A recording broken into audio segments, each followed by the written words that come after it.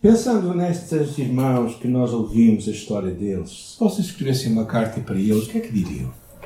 O que é que vocês escreviam?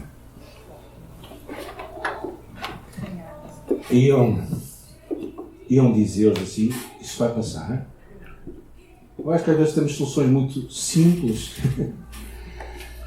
para situações muito mais difíceis. É interessante que eu acho que, se calhar nós não sabemos, mas houve uma carta escrita para estes irmãos. Realmente escrita para eles. Não para estes que nós falamos hoje, mas para aqueles que estavam a ser perseguidos por causa da sua fé. A primeira carta de Pedro é escrita para estas pessoas que estavam, diz o capítulo 1, que estavam forasteiros pela dispersão. Eram pessoas que estavam espalhadas por causa da sua fé. E a questão é que esta carta foi escrita para eles. Por isso, eu acho que tem muitos conselhos para eles e para nós aqui nesta manhã. O tema que eu escolhi hoje, para estar de acordo com o que nós também fomos encorajados a pensar hoje de manhã, é acerca do sofrimento e da vida do cristão. E nesta carta os cristãos estavam já a ser perseguidos, não pelo Império Romano ainda, que faltavam uns anitos. A carta foi escrita no ano 60 e 62. O Império Romano foi mais para o final dos anos 60, começou a perseguir os cristãos. Mas mesmo assim os cristãos eram perseguidos por ambas as partes. Quer pelos judeus ortodoxos, que não compreendiam como é que os cristãos estavam a adorar Jesus e por isso não compreendiam esta imagem dos cristãos, bem como também pelos pagãos, os não-judeus, que achavam estranho o comportamento dos cristãos. Os cristãos eram pessoas que os pagãos daquela altura, os romanos, eram conhecidos pela sua vida devassa que eles tinham. A homossexualidade, a pedofilia, era comum entre o Império Romano. Era uma prática comum. A prostituição cultural, que era em adoração a deuses, as mulheres se prostituíam. Então era uma sociedade muito, muito devassa, e quando a mensagem de Cristo chegou lá, aquilo era como água e o vinho, não se misturavam. Água e azeite, obrigado, chamando a atenção. Água e azeite não se misturavam. E a verdade também é que, à parte disso, o imperador se tornava como que um semideus. E por isso, quando havia adoração lá em Roma, também se adorava o imperador. E dizia-se que César era Curios, que significava Senhor. E os cristãos respondiam, não, Jesus é Curios, Jesus é o Senhor. E aquilo como que dava a ideia que os cristãos eram uns rebeldes. O que não era verdade, até pelo ensino que temos neste capítulo, neste livro, não é? Ou seja, mas o que acontecia era realmente uma dificuldade em compreender esta mensagem. E por isso os cristãos começaram a ser perseguidos pelos judeus e pelos não-judeus. E começaram a se espalhar, a fugir para salvar a sua vida. E então, esta carta foi escrita para eles. Eu acho que foi escrita para os cristãos de hoje também, perseguidos, que é o primeiro alvo da mensagem, mas também é escrito para aqueles que passam por sofrimento. Sofrimento que vem à nossa vida de muitas formas, crentes e descrentes. Resultado de vivermos num mundo que caiu há muito tempo atrás, depois da queda. Lemos lá que nós iríamos com dor trabalhar e sofrer. A dor que vem à vida, o sofrimento é algo que acontece. Ou seja, quando vem um tsunami, não escolhe os crentes e os descrentes. Quando vem o Covid, não vai afetar os descrentes e não afeta os crentes. Há pessoas que pensam assim, por isso agora se deram mal, não é?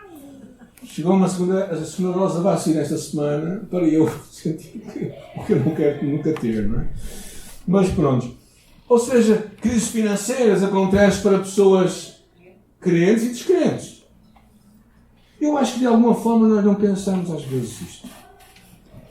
E a terceira coisa também que nós temos que ver, o sofrimento, que também eu acho que de alguma forma está dirigido, é o sofrimento que às vezes vem por causa das nossas más escolhas.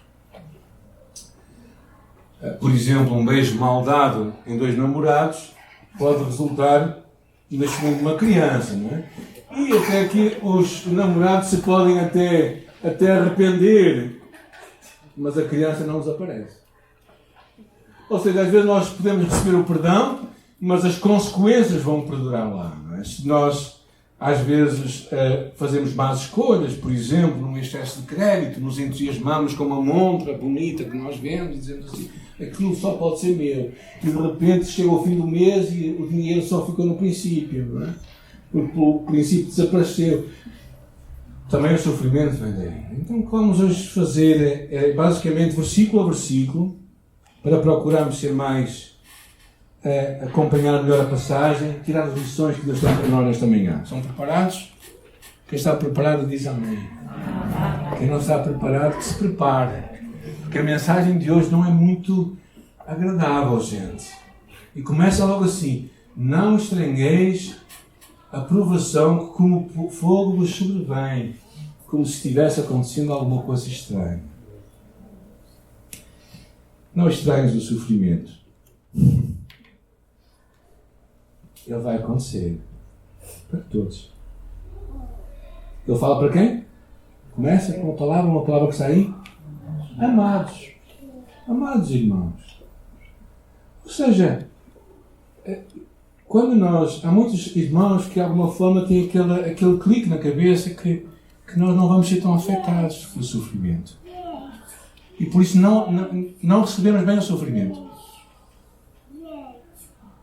Ficamos revoltados, ficamos irados, ficamos zangados com a vida, com toda a gente. E o apóstolo Pedro, de uma forma muito interessante, dirigido por Deus, na carta que Deus nos escreve a todos nós, diz: amados, não estranheis o sofrimento. Ou seja, verdadeiramente o que ele procura, começa depois a dizer é: realmente vocês precisam me ajudar em cima. É assim, é um sofrimento.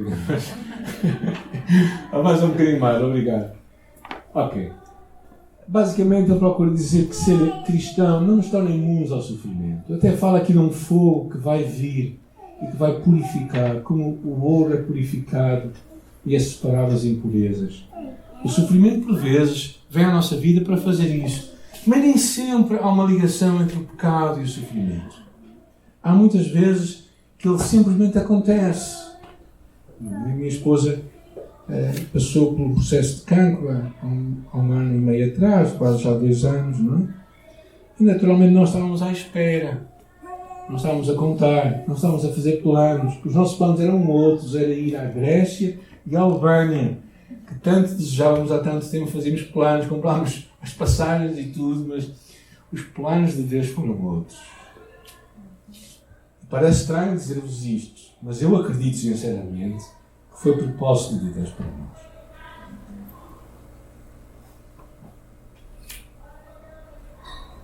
A Igreja Universal chama-se na América Latina Para de Sofrer, como se fosse possível. É uma ironia. Não é possível parar de sofrer. Mas há como uma ilusão que muitos cristãos também têm essa ideia. E a carta de Pedro é muito interessante. A primeira coisa diz: irmãos, não acheis estranho o que está acontecendo. A segunda coisa que ele diz: não, a coisa não vai melhorar, ok? Preparem-se, a coisa vai piorar um bocadinho, a cada versículo. Está bem? Mas alegrai-vos por sermos participantes do sofrimento de Cristo, para que também alegreis e exulteis na revelação da sua glória. Há aqui uma ideia clara e muito interessante. Estamos unidos com Cristo no sofrimento, também vamos estar unidos com Ele na sua vitória. O consolo para o cristão também é curioso. Fala aqui: para que também vos alegreis e exalteis quando? Amanhã? Daqui a um mês? Daqui a um ano? A alegria do cristão e a consolação é sempre escatológica. Vem sempre mais à frente. Não são boas notícias, não é? Bem, são as notícias verdadeiras. Se nós esperamos ouvir boas notícias ou simplesmente para aliviar a nossa dor, a palavra tem muito alívio e ela virá. Mas acho que precisamos encarar as coisas como elas são. E aqui claramente diz que realmente o sofrimento vem por causa de quem tu és. Se temos um Cristo crucificado, os seus discípulos têm que estar dispostos a levar a cruz. Não pode ser outra coisa. Não podemos ter um Cristo, um mestre que vai numa direção e os discípulos que vão na outra. Não bate a cara com careta, não é? E depois avança um pouco mais, que a coisa não está a ficar melhor, não é? E ele diz assim, vocês sois bem-aventurados se sois perseguidos. Ele diz assim, se sois insultados por causa do nome de Cristo, sois abençoados, porque sobre vós repousa o Espírito da glória de Deus. E aqui, claro, há uma referência às bem-aventuranças de Jesus, que não podemos deixar, bem-aventurados os perseguidos por causa da justiça, porque deles é o reino dos céus. Bem-aventurados sois quando vos insultarem, perseguirem e mentindo disserem todo o mal contra vós por minha causa. Alegrai-vos e insultai-vos, porque a recompensa no céu é grande. Que assim perseguiram os profetas que vieram antes de vós. Mal falados pelos homens, bem falado por Deus. O Espírito de Deus repousa sobre vós. E aqui, eu acho que começa a abrir aqui uma coisa interessante. O que é repousar sobre nós o Espírito da glória de Deus?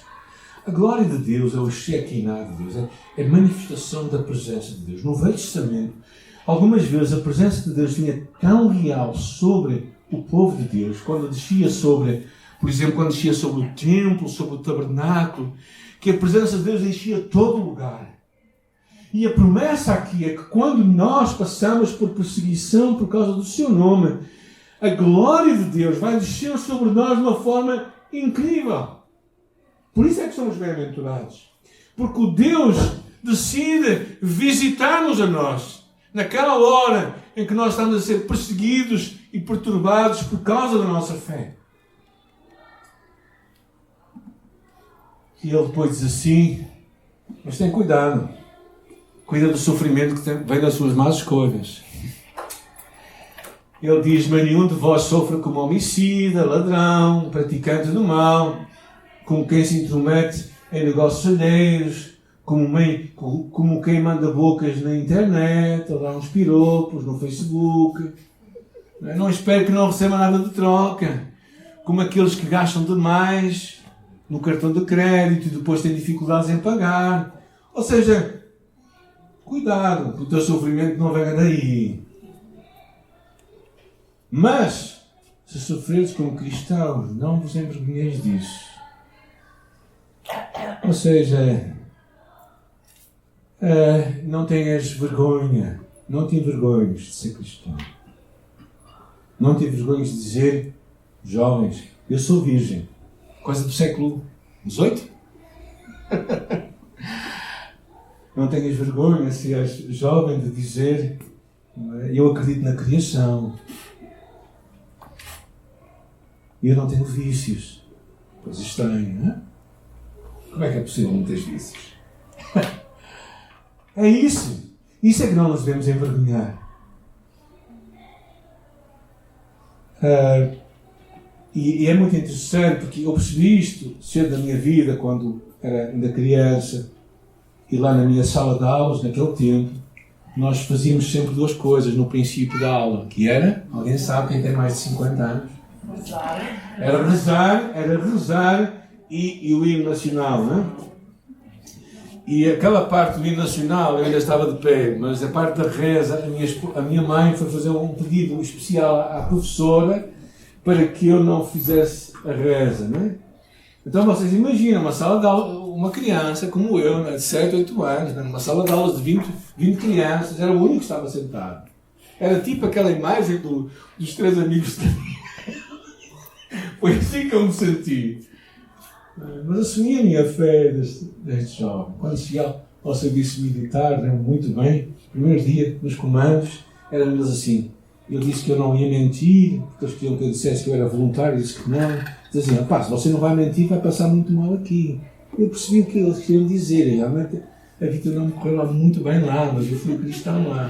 De vez em quando o meu alferes queria saber a verdade, eu me perguntava as coisas, tinha que dizer a verdade. E depois quem é que levava? Levava eu e levava o resto do pelotão. E depois o que é que o resto do pelotão fazia? Também me acertava o passo. Ou seja, não foi fácil, mas não envergonhei da minha fé. Isso me livrou de muitos maus. Muitos maus. Continuemos a passagem.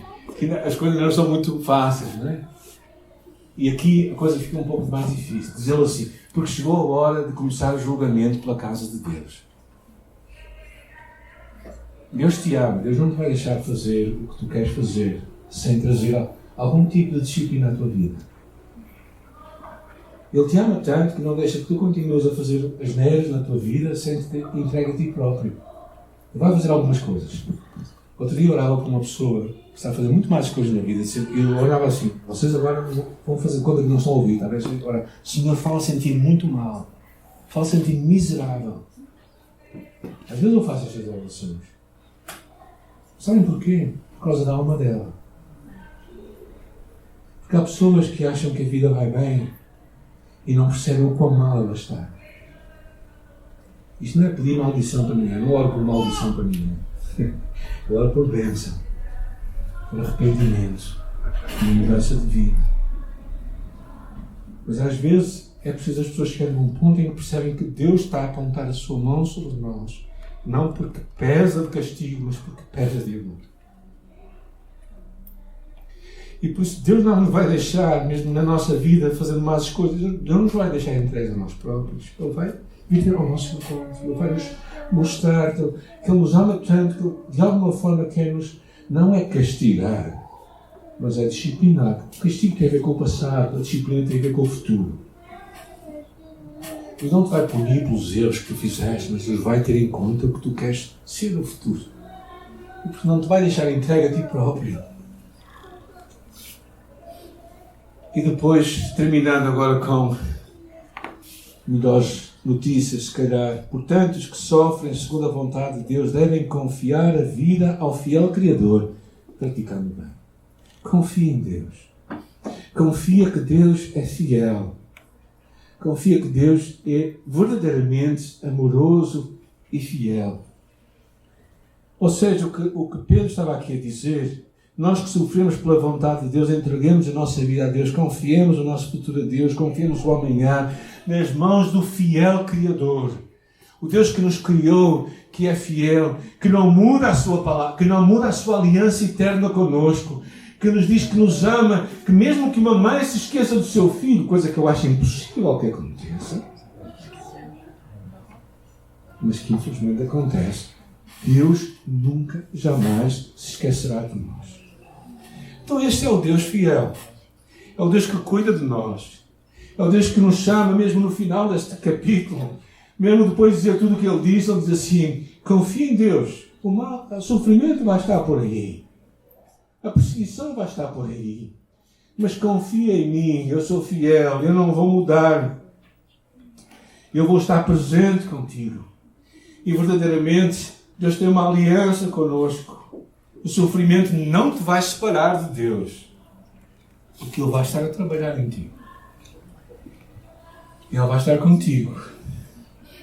Cristo vai estar presente. E os judeus que visitavam Marta e Maria achavam muito estranho como é que Jesus deixou que Lázaro morresse. Não é? Marta e Maria achavam muito estranho e disse, Senhor, se tu estivesse aqui, nada disto teria acontecido. E afinal lá estava ele. O sofrimento é encarado, nós temos dificuldades em encará-lo. É resolver esta questão na nossa vida. C.S. Lewis escreveu vários livros muito interessantes. As Crónicas de Nárnia são aquelas que são mais conhecidas, mas um dos livros que ele escreveu chama-se O Sobrinho do Mago. No Sobrinho do Mago existe um menino chamado Diggory. E Diggory recebeu uma missão do leão Aslan. Aslan, na linguagem do C.S. Lewis, é uma figura de Jesus. E Aslan entregou uma missão a este menino, Diggory. E esta missão, quando ele recebeu aquela missão, e ele estava indisposto para realizá-la, porque a sua mãe estava muito enferma. Ele queria cuidar dela. Ele estava num conflito interno muito profundo entre ir fazer a missão que Aslan não estava a pedir e ao mesmo tempo ficar a cuidar da sua mãe. E enquanto ele olha para Aslan, o leão, grandes lágrimas começam a correr dos seus olhos. Lágrimas tão grandes e tão brilhantes comparadas às suas, que por um instante aquele menino sentiu compaixão do leão e achava que o leão sentia mais compaixão da sua mãe do que ele próprio. E naquela altura, o leão fala com ele e lhe diz: meu filho, eu sei, agora é grande. Só você e eu nesta terra sabemos disso. Sejamos compassivos um com o outro. É uma imagem muito interessante pensando em Jesus.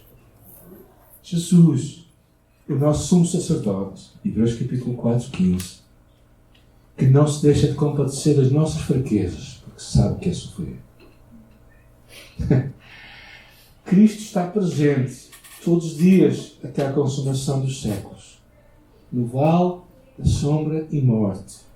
Como um amigo meu outro dia falava, liguei com o meu amigo lá no Brasil, o líder do Ministério Liberdade em Cristo, lá ele e a esposa tiveram Covid. Quase 6 semanas intensas. E ele assim: ó Samuel, dizia, ó Samuel, não é Samuel, é Samuel. Ó Samuel, eu estava no vale da sombra da morte, eu e a minha esposa. Mas Cristo esteve presente. E por um instante, eu acho que esta é a verdade que nós precisamos lembrar no meio do nosso sofrimento, a presença de Jesus, do nosso Deus. Ele entende perfeitamente a nossa dor. Há uma consolação tão grande para os que estão em Cristo Jesus.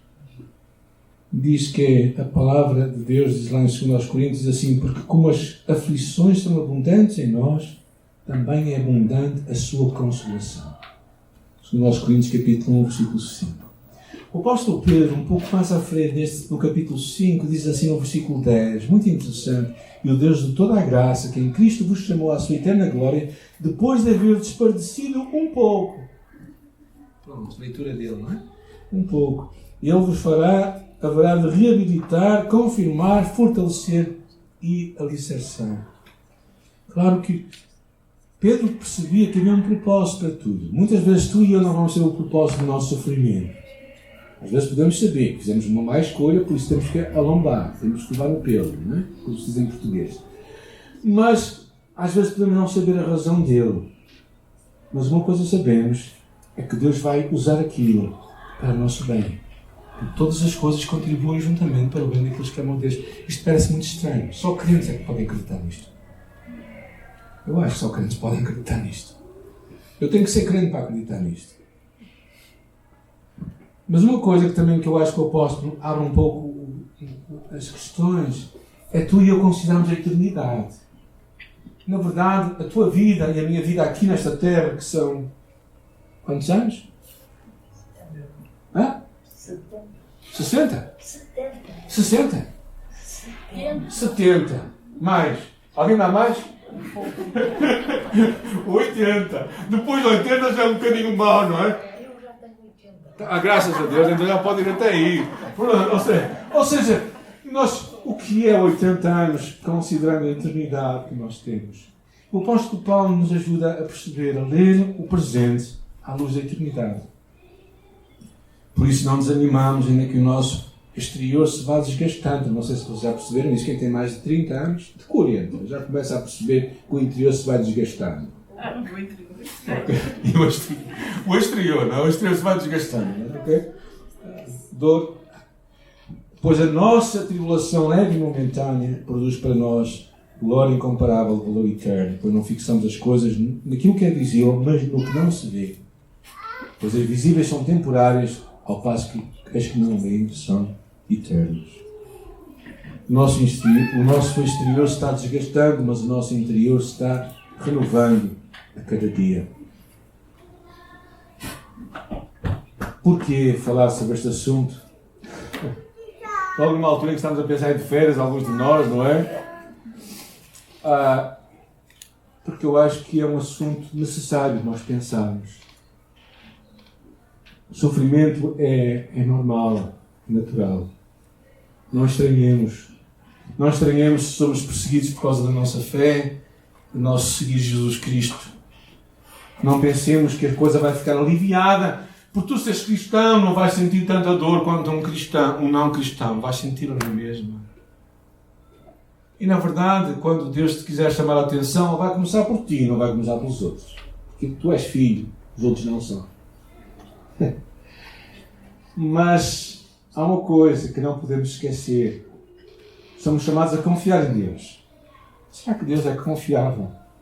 Não é? Quando aquele jovem olhava para o Aslan, para o leão, e viu os seus olhos ali cheios de lágrimas, será que o Aslan, Jesus, sabe o que eu sofro? Sim, Ele sabe. Sabe muito mais do que aquilo que tu pensas, do que eu penso. Ele sabe o que é sofrer. Porque Ele, diferentemente de todos nós, Ele escolheu vir à Terra. Nós nascemos. Ele escolheu vir para sofrer. E por isso, quando Ele estava no final da sua vida, perante a cruz, lá no Getsemane, perante aquele episódio doloroso, Ele não disse: Senhor, eu vou abraçar este sofrimento com todos os meus braços, com muita alegria. Não. O seu suor se tornou em sangue. E Ele chorava e dizia: se for possível, eu não quero isto. Passa para o outro. Passa para aquele vizinho que eu não gosto. Mas não se passa o que eu quero, mas o que tu queres. E por isso, diante dos desafios que tu e eu temos estes dias, não te esqueças, Cristo está presente. Ele sabe o que é sofrer. Olha para o futuro, para a eternidade, sabendo que a consolação estará à tua espera e à minha espera. E que nós veremos realmente o trabalho de Deus em nossa vida. Neste entretanto, confiemos em Deus. Ele está a trabalhar em nós, Ele está a operar em nós, Ele está a depurar a nossa vida, como fala o versículo 12, não é? A limpar as impurezas que estão dentro do nosso coração. E Senhor, oremos, Senhor, nesta manhã eu quero também orar por aqueles que estão a sofrer nesta hora intensamente e talvez a lutar com coisas no seu coração.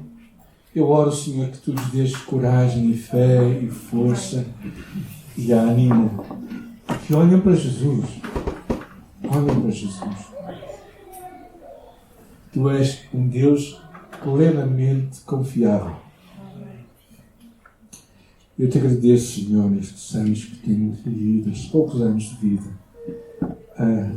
E mesmo neste tempo que temos passado, Tu tens estado presente, Senhor. Se não for Tu, como estaríamos nós, Senhor? Como estaria o nosso coração? Como estaria a nossa disposição? Como estaria a nossa vida? Como estaria a nossa perspectiva? Como estaria o nosso acordar? Se não foras Tu, Senhor, como estaria o nosso dia-a-dia? Olharmos para a frente e sabemos que Tu estás presente, faz toda a diferença. Toda a diferença, toda a diferença. Deixa-nos olhar para Ti. Deixa-nos ver a Tua face, Senhor. Deixa-nos ver o Teu rosto. Deixa-nos ver quem Tu és. E se calhar quando nós conseguimos ver quem Tu és, verdadeiramente, nós nos vamos ver de uma forma muito diferente. Porque vamos entender que afinal estamos verdadeiramente aqui de passagem. Estamos verdadeiramente aqui de passagem. Mas a glória que há de vir sobre nós, ninguém a poderá ofuscar. Ninguém a poderá ofuscar. A glória de Deus Todo-Poderoso. A glória do Espírito de Deus.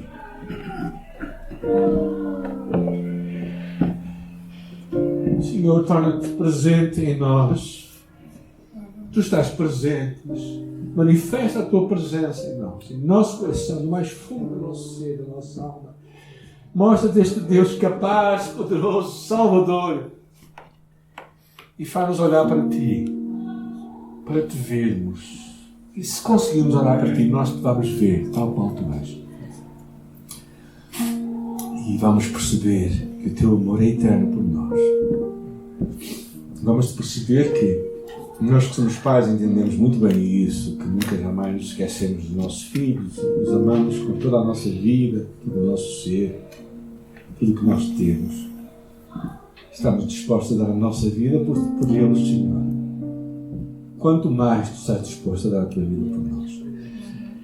Nós te louvamos por isso e agradecemos que no meio deste sofrimento que alguns de nós poderão estar a passar, que os nossos olhos só busquem Jesus, só busquem os seus olhos, a sua face, a sua glória, a sua presença, para sermos transformados como Ele quer que nós sejamos. Amém.